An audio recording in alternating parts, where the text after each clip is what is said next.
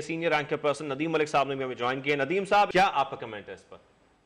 देखिए, ये तवक्को तो यही थी, क्योंकि आम तौर पर ये इस तरह के केसेस के अंदर जो प्रोविजनल बेल है, इंटरिम बेल है, ये अबूरी जमानत है, ये परमानेंट अभी मुस्तकिल बुनियादों के ऊपर जमानत नहीं है। ये जो अबूरी जमानत है इसी तरीके से मंजूर कर ली जाती है, क्योंकि अभी केस की इन्वेस्टिगेशन होनी होती है और केस में आगे चलना होता है। सिर्फ जिसके ऊपर इल्जाम होता है, मुलजम से कहा जाता है कि वो यकीन दहानी करवाए कि वो नैब की तहकीकात जो होंगी इन्वेस्टिगेशन के अमल के अंदर ताउन करेगा और पेश होता रहेगा। फिर इसके बाद ये जाएंगे नैब की अदालत में, और नैब की अदालत अगर देखेगी कि मामला ठीक तरीके से बढ़ रहे हैं to the satisfaction of the courts and NAB, तो फिर वो उसकी बेल की कंफर्मेशन हो जाती है। तो इब्तदाई तौर पर तो यही तवक्को थी, अगर किसी और केस में पकड़ नहीं लिया जाता, क्योंकि इमरान खान से मंसूब कुछ बयानात जो मैंने देखे हैं उसमें सामने तो ये आ रहा है कि उनको खदशा है कि इस केस से तो जमानत हो जाएगी, लेकिन किसी और केस में बाहर निकलूंगा तो पकड़ लिया जाऊंगा, वो अभी मालूम नहीं है। लेकिन बहरहाल इस केस में तवक्को यही थी कि डिवीजन बेंच उनकी जो दरखास्त है उसको मंजूर कर लेगा। जी, और केसेस जैसे कि आप कह रहे हैं वो तो और भी हैं, हम तोशा खाना के हवाले से भी देखते रहे हैं कि फर्द जुर्म आयद हो गई है, तो फिर ऐसी पॉसिबिलिटी है कि इसमें जमानत मंजूर हो जाए और इसके बाद उनकी गिरफ्तारी फिर से अमल में आ जाए? देखिए, कुछ 150 के करीब तो FIR इन्होंने दर्ज की हुई है, जो दुरुस्त नहीं है, ये हैरेसमेंट के जुमरे में आता है। जो मेन केस है उसकी तहकीकात होनी चाहिए, और इस केस में भी उनकी गिरफ्तारी जरूरी नहीं थी। ये उनकी गिरफ्तारी के बगैर भी तहकीकात का अमल आगे बढ़ सकता था। अब ये जो सारा कुछ हो चुका है, अब मालूम नहीं है कि किसी और केस में डाल दें तो पता नहीं है, सामने तफसील आएगी तो पता चलेगा। क्योंकि 2-3 रोज के अंदर जो वाकयात हुए हैं जलाओ घिराव के, बाद हुकूमती लोगों का ख्याल यह है कि उसके ऊपर भी कोई कार्रवाई हो सकती है। मुझे मालूम नहीं है कि आप क्या करेंगे, अभी थोड़ी देर हमें देखना पड़ेगा, क्योंकि अगर कोई हैट में से कोई नई FIR निकल आई तो उसका भी मुझे मालूम नहीं। ठीक है, सीनियर तजियाकार अबसार आलम साहब ने भी हमें ज्वाइन किया है। अबसार साहब, आपका बहुत शुक्रिया। अबसार साहब, 2 हफ्तों के लिए अबूरी जमानत मंजूर की गई है इमरान खान की, सर इस पर कमेंट कीजिएगा। इस पे कमेंट तो कल से हो रहे हैं, क्योंकि कल ही पता चल गया था ख्वाजा तारिक रहीम और अब्दुल कयूम सिद्दीकी की जो ऑडियो लीक निकली थी बाहर, जिसमें ये कहा गया था कि इस्लामाबाद हाई कोर्ट से जमानत हो जाएगी। पहले सुप्रीम कोर्ट का उन्होंने बताया कि वहाँ पे क्या होगा, क्या फैसला आएगा, और उसके बाद फिर उन्होंने हाई कोर्ट का भी बताया था। तो मेरे लिए तो कोई सरप्राइज नहीं है, यही एक्सपेक्ट कर रहा था कि जमानत हो जाएगी, और वो हो गई है। तो लेकिन जैसा कि नदीम मलिक साहब ने कहा कि मजीद उन्हें किसी केस में गिरफ्तार किया जा सकता है या नहीं, ये तो अभी देखना पड़ेगा। पंजाब पुलिस तो आई है, वो किस लिए आई है, किस केस में आई है, ये कहना अभी कुछ कबल वक्त है। और दूसरा ये है कि इमरान खान ने जो कहा है कि अगर मुझे दोबारा गिरफ्तार किया जाए तो फिर यही होगा, तो इसका मतलब उन्होंने धमकी तो दे दी है हुकूमत को भी और इदारों को भी कि उन्हें गिरफ्तार ना किया जाए, अगर किया जाएगा तो फिर यही होगा।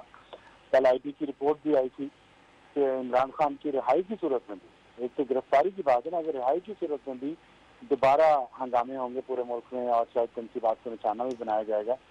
तो काफी सिचुएशन जो है वो फ्लूइड है, कॉम्प्लिकेटेड है।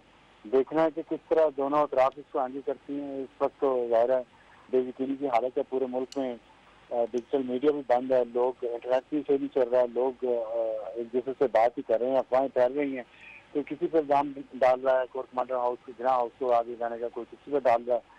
तो मेरा ख्याल है इससे भी सोचना चाहिए कि अगर हम ये रास्ते बंद कर देंगे इतलात के, तो फिर र्यूमर फैलेंगी, और र्यूमर जो है वो बहुत ही अजीब और गरीब किस्म की फैल रही हैं, जो मेरा ख्याल मुनासिब नहीं है। अब सासन जिस तरीके से केसेस बने हुए हैं और इंक्वायरी भी जारी है, कहीं तफ्तीश भी हो रही है, ऐसे में ये 2 हफ्ते की जो जमानत है, आप इसको इमरान खान के लिए एक बड़ा रिलीफ समझते हैं, या ये जमानत हो भी जाने से कोई फर्क नहीं पड़ेगा खास कोई?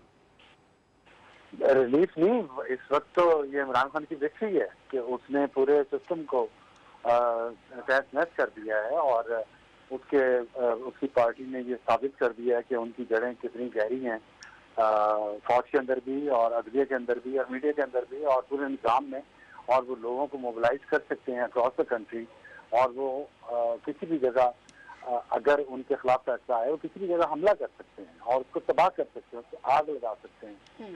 तो मतलब ये तो उन्होंने वाज़े पैगाम दे दिया है कि वो ताकत की, अथॉरिटी की बुनियाद पर बात करेंगे। ताकत और अथॉरिटी पे, वो अथॉरिटेटिव स्टाइल पे वो यकीन रखते हैं, और अगर कोई फैसला या कोई कदम उनकी मर्जी के बगैर उठाया जाए, चाहे वो कानूनी हो या आईनी हो, उससे कोई फर्क नहीं पड़ेगा, क्योंकि अदलिया उनके साथ है, फौज के अंदर लोग उनके साथ हैं। तो ये मुझे सबसे ज्यादा जो खतरनाक चीज लग रही है वो ये इमरान खान की विक्ट्री या रिलीफ नहीं है, वो ये है कि जो डिवीजन हो गई है, ये डिवीजन हर सतह पे हुई है। और इसमें जाहिर है, मैं बार बार ये बात कहता हूँ कि टीवी चैनल का बहुत बड़ा हाथ है। टीवी चैनल से करवाया गया, इससे कोई और हाथ था, तो वो हमें कहाँ लेके जाएगी, उसका क्या कोई एंड होगा कि नहीं होगा जी। और जितनी नफरत है, जितनी इनटॉलरेंस है, जितनी पोलराइजेशन हो चुकी है इस वक्त सोसाइटी में और अदलिया में और फौज में और मीडिया में, वो किधर लेके जाएगी, हमें उसका अंजाम क्या होगा, मुझे तो इस चीज़ का ज़्यादा ठीक। आपने जिस तरह से आप बात कर रहे हैं अफसार साहब के, वाकई में जो हालात बन चुके हैं, जो तकसीम नज़र आ रही है, इसका एंड क्या होगा, आने वाले दिनों में इसका नतीजा क्या निकलेगा, इस पर हम बात करेंगे। और भी बहुत से ऐसे पहलू हैं जिन पर बात करना बहुत ज़रूरी है। नदीम मलिक साहब, आप भी हमारे साथ मौजूद रहिएगा, अफसार साहब आप भी हमारे साथ मौजूद रहिएगा। एक अहम डेवलपमेंट आई है, हम अपने नुमाइंदे कमरुल मुनव्वर से जानते हैं। कमर, आप ये बताइए, ये खबरें आ रही है कि पंजाब पुलिस भी इस्लामाबाद हाई कोर्ट के बाहर पहुंची हुई है इमरान खान को गिरफ्तार करने के लिए, इस हवाले से आपके पास क्या अपडेट्स हैं? जी, डीआईजी इन्वेस्टिगेशन लाहौर कामरान आदिल अपनी अरेस्ट टीम के साथ यहाँ पर पहुंचे हुए हैं और इस हवाले से इतलात ये हैं कि वो रजिस्ट्रार हाई कोर्ट से भी राब्ता में हैं कि वो इस हवाले से कोई डेवलपमेंट हो और उसके बाद वो उनकी गिरफ्तारी जो है वो अमल में लाएं। ताहम अभी तक ये कंफर्म नहीं हो पाया कि ये किस एफआईआर में उनकी गिरफ्तारी जो है वो अमल में लाई जा रही है, क्योंकि डीआईजी जो इन्वेस्टिगेशन लाहौर हैं कामरान आदिल, वो अपनी अरेस्ट टीम के साथ और स्क्वाड के साथ यहाँ पर पहुंचे थे और उनके साथ हाईवे पेट्रोलिंग की टीम जो थी वो भी मौजूद थी कि अगर इनको यहाँ से ले जाना हो तो वो इनको एस्कॉर्ट कर सकें। तो ये टीम सुबह 11 बजे जो थी यहाँ पर पहुंची थी और उस वक्त से अब तक वो हाई कोर्ट के बाहर मौजूद हैं, क्योंकि जिस तरह पहले हुआ था कि हाई कोर्ट के अंदर से गिरफ्तार नहीं किया जा सकता, इसी वजह से हाई कोर्ट के बाहर जो रास्ता है हाई कोर्ट को जाने वाला, ये टीम्स अब वहां पर मौजूद हैं और ये मुमकिन तौर पर ये तौर पर जैसा कि हालात बनते जा रहे हैं, हम आपसे इस पर अपडेट लेते रहेंगे। नदीम मलिक साहब, जिस तरीके से हम देख रहे हैं, एक तरफ से रिलीफ मिल रहा है लेकिन दूसरी तरफ एक और टीम तैयार खड़ी है उनको अरेस्ट करने के लिए। डीआईजी इन्वेस्टिगेशन लाहौर वहां पर मौजूद है। देखिए, थोड़ा एहतियात की जरूरत है और सारी तरफ एहतियात की जरूरत है। इमरान खान को भी एहतियात की जरूरत है और पीडीएम को भी एहतियात की जरूरत है। पोलराइजेशन जिसका अभी अफसार जिक्र कर रहे थे, पोलराइजेशन का लेवल बहुत ऊपर है और उससे बचने की जरूरत है। एक आधी कौम जो है बाकी आधी कौम को समझ रही है कि वो गलत काम कर रही है और दोनों अपनी बात के ऊपर इस कदर डट चुके हैं कि वो एक को कह रहा है कि मैं सही हूँ तो दूसरा मुकम्मल गलत है, दूसरा कहता है कि मैं सही हूँ और पहले वाला मुकम्मल गलत है। ऐसी सूरत में टकराव वाली कैफियत ज्यादा होती है और टकराव में नुकसान जिसका भी होगा तो पाकिस्तान का या पाकिस्तानियों का। तो थोड़ा सा गुरेज, थोड़ा रिस्ट्रेंट करने की जरूरत है। इमरान खान को गिरफ्तारी किसी और केस में तभी होनी चाहिए कि अगर वो गिरफ्तारी जायज तरीके से बनती हो। ये वाला जो केस था इसमें इन्वेस्टिगेशन की जरूरत थी और बगैर गिरफ्तारी के इन्वेस्टिगेशन हो सकती है। फिर हाई कोर्ट के हाथे से गिरफ्तारी की जरूरत नहीं थी, हाई कोर्ट से बाहर निकलते तो गिरफ्तारी की जा सकती थी।